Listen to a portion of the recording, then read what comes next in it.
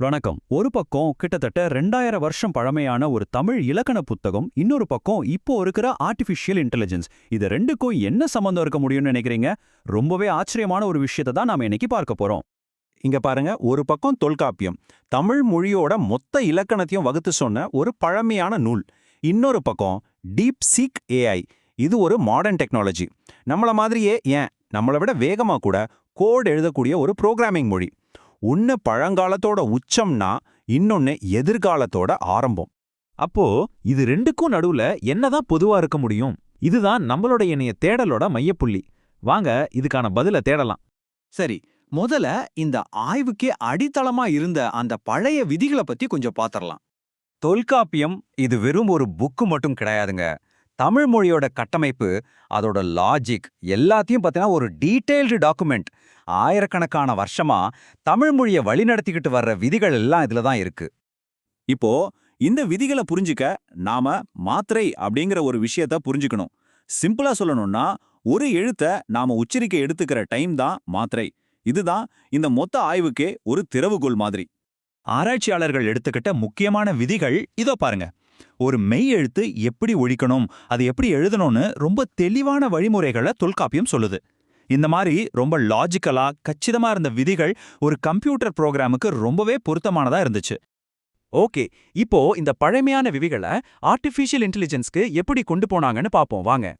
இந்த எக்ஸ்பெரிமெண்ட்டுக்கு அவங்க யூஸ் பண்ணது டீப் சீக்னு ஒரு ஸ்பெஷல் ஏஐ. இதோட முக்கியமான திறமையே என்னன்னா, நாம கொடுக்குற தகவலை புரிஞ்சுக்கிட்டு ரொம்ப லாஜிக்கலா கோட் எழுதுறது தான். அவங்க செஞ்ச வேலை ரொம்ப சிம்பிள். ஒரு 3 ஸ்டெப் தான். முதல்ல தொல்காப்பியம் சொன்ன விதிகளை அப்படியே ஏஐக்கு கொடுத்தாங்க. ரெண்டாவதா என்ன செய்யணும்னு ஒரு தெளிவான கமாண்ட் கொடுத்தாங்க.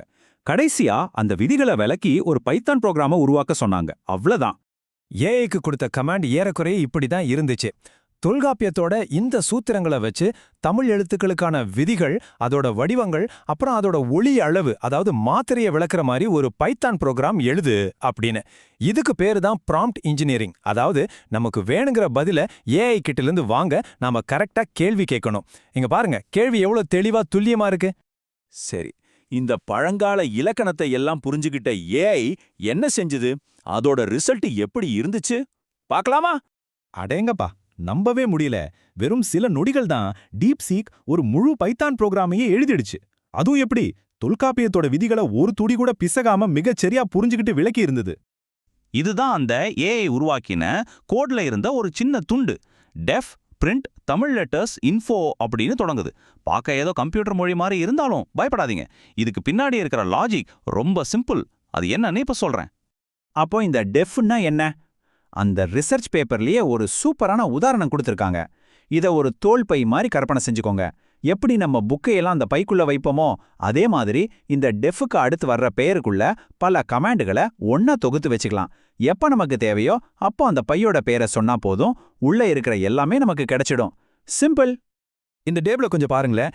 ஏஐ எப்படி தொல்காப்பியத்தோட ஒவ்வொரு விதியையும் அவ்வளவு துல்லியமா புரிஞ்சுக்கிட்டு அதை ஒரு புரோகிராமா மாத்திருக்குன்னு இது ரொம்ப தெளிவா காட்டுது. உதாரணத்துக்கு 100 எடுத்துக்கோங்க. மெய் எழுத்துக்களுக்கு அரை மாத்திரங்கிறத அது எவ்வளோ கரெக்டா விளக்கியிருக்கு பாருங்க. சரி, இது எல்லாமே கேட்க ரொம்ப சுவாரஸ்யமான ஒரு டெக்னிக்கல் எக்ஸ்பெரிமெண்ட் தான். ஆனா இதோட உண்மையான முக்கியத்துவம் என்ன? இந்த கண்டுபிடிப்பை நமக்கு என்ன சொல்ல வருது? யோசிச்சு பாருங்க. இதே வேலையை ஒரு மனுஷன், ஒரு புரோகிராமர் செய்யணும்னா குறைஞ்சது 5 மணி நேரம் ஆகும்னு சொல்றாங்க. ஆனா ஏஐ இதை வெறும் சில நொடிகள்லயே செஞ்சு முடிச்சிருச்சு. இதுதான் டெக்னாலஜியோட பவர். ஆனா இதோட முக்கியத்துவம் வெறும் வேகத்துல மட்டும் இல்ல. இந்த மாதிரி கருவிகள் மூலமா நம்மளோட பழந்தமிழ் அறிவை ஒரு புது டிஜிட்டல் வடிவத்துல நம்ம பாதுகாக்க முடியும். மொழியியல் ஆராய்ச்சியை நம்ம கற்பனை கூட பண்ணி பார்க்க முடியாத அளவுக்கு வேகப்படுத்தலாம். எல்லாத்துக்கும் மேல இது மனிதவியல் துறைக்கும் டெக்னாலஜிக்கும் நடுவுல ஒரு பெரிய பாலத்தையே கட்டுது. தொல்காப்பியத்தோட லாஜிக்கே ஒரு கம்ப்யூட்டர் புரோகிராமா மாற முடியுதுன்னா, நம்மளோட மத்த பழந்தமிழ் நூல்கள்ல இன்னும் என்னென்ன ரகசியங்கள், என்னென்ன அறிவு புதைங்கிருக்கோ, இந்த நவீன கருவிகளை வச்சு அதையெல்லாம் நாம எப்ப மீட்டெடுக்க போறோம்? இது நாம எல்லாரும் யோசிக்க வேண்டிய ஒரு முக்கியமான கேள்விதானே.